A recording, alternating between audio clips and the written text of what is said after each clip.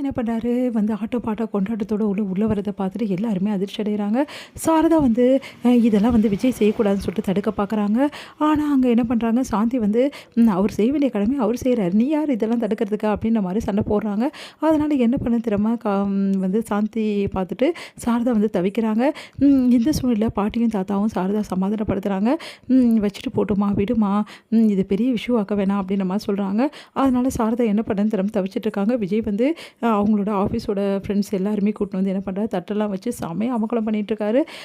அடுத்து வந்து நம்ம நர்மதாவுக்கு வந்து நலுங்கெல்லாம் வச்சு விடுறாரு, ஆசீர்வாதம்லாம் பண்ணுறாரு.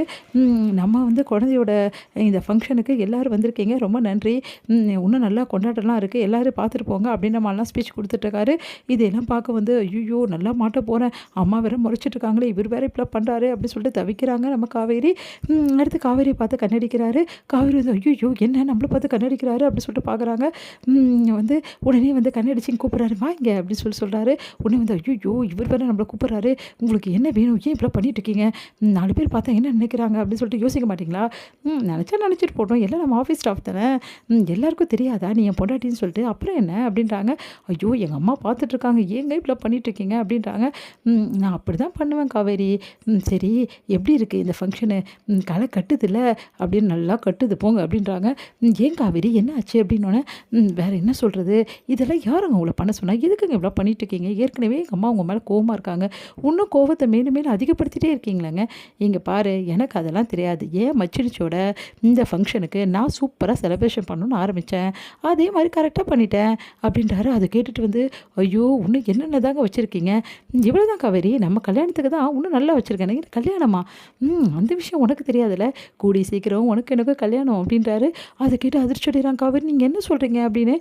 அதெல்லாம் நான் அப்புறம் சொல்கிறேன், இங்கே பாரு காவேரி, உன் அத்தை வந்து கோவமாக இருக்கிற மாதிரி நடிக்கிறாங்க காவேரி, நீ உண்மை நினச்சிக்கிட்டியா, அதெல்லாம் இல்லை, அவங்க பார்த்தியா அப்படியே மேலே கோவமாக இருக்க மாதிரி இருக்காங்க, ஆனால் வந்து தடுத்தாங்களா பார்த்தியா, அது ஏன் தடுக்கல தெரியுமா, ஏன்னா தாத்தா பாட்டி வந்திருக்காங்க, இந்த டைமில் உங்களை அவமானப்படுத்தக்கூடாதுன்னு சொல்லிட்டு தான் அமைதியாக இருக்காங்க, ஆனால் அதே அட்வான்டேஜ் எடுத்துக்கு நீங்கள் வேறு மாதிரி பார்த்துட்டு இருக்கீங்க, அங்கே பாருங்கள் அப்படின்னோடனே, எங்கே அப்படின்றாங்க, அங்கே பாருங்கங்க அப்படின்னோடனே, எங்கே பார்க்கணும் காவேரி அப்படின்றாரு.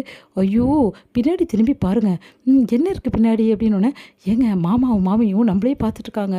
ஆமாம், ஓரளவு அவங்களுக்கு தெரிஞ்சிருக்கும் காவேரி விஷயம், இப்போ என்ன தாங்க சொல்கிறது, வேறு ஏதாவது சொல்லி சமாளிக்க வேண்டியதான், நான் ஆல்ரெடி ஒரு கதையை ஓட்டி வச்சுருக்கேன், எனக்கு தான் தெரியுமே, நீங்கள் என் பின்னாடி சுற்றுறீங்கன்னு சொல்லி வச்சுருக்கேன். அடிப்பாவி, நான் எப்படி உன் பின்னாடி சுற்றினேன், பின்ன சுற்றாமல் பொண்டாட்டி பின்னாடி புருஷன் சுத்த தானே செய்வான், அதை தான் வேறு மாதிரி சொல்லி வச்சுருக்கேன், நீங்கள் என்ன சைட் அடிக்கிறீங்கன்னு சொல்லிட்டு, அதனால் அப்படியே மெயின்டைன் பண்ணிக்கிங்க அப்படின்னு. அப்படியே அதிர்ச்சி அடைகிறாங்க, அடப்பாவீங்களா இப்படி பண்ணுறாளே அப்படின்னு சொல்லிட்டு, என்னடி இப்படிலாம் சொல்லி வச்சுருக்க, அவங்க என்னோடய இமேஜ் என்ன வருது, பெரிய இமேஜ் பண்ணுற வேலைலாம் பண்ணிவிட்டு இமேஜ் வேறு கேட்குது அவங்களுக்கு அப்படின்றாங்க. சரி காவேரி கோச்சுக்காதடி அப்படின்றாரு. உடனே வந்து பா நம்ம இப்போ செல்ஃபி எடுத்துக்கலாம்னு சொல்லிட்டு கையை பிடிச்சிருக்காரு. ஒச்சு பிடுங்க என்ன அப்படி சொல்லிட்டு ஓடி போகிறாங்க. இது எல்லாத்தையுமே சாரதா பார்த்துட்டு செம்மையாக டென்ஷன் ஆகிறாங்க. காவேரி இங்கே வா அப்படின்னு சொல்லிட்டு கூப்பிட்றாங்க. காவேரி போகிறாங்க. அங்கே என்னடி போயிட்டுருக்க, அவன் பக்கத்தில் நின்று அப்புறம் அவ்வளோதான் அப்படி சொல்லிட்டு இங்கே நிற்க வைக்கிறாங்க.